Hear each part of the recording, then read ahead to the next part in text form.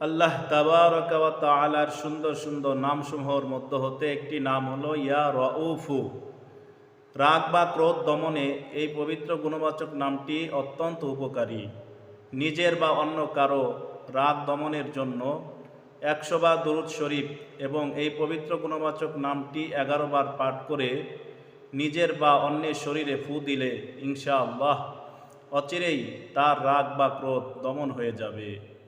এবং কোনো স্বামী যদি স্ত্রীর অবাধ্য হয়ে যায়, তাহলে ওই স্ত্রী স্বামীকে খাবার পরিবেশনের সময় এই পবিত্র গুণবাচক নামটি পাঠ করতে করতে তাহাকে পাখা করিতে থাকবে, বাতাস করতে থাকবে। ইনশাআল্লাহ অচিরেই তার স্বামী স্ত্রীর অনুগত হয়ে যাবে। একদিনে যদি না হয়, এই আমল ধারাবাহিক করতে থাকবে, ইনশাআল্লাহ শুভ ফলাফল লাভ করা যাবে।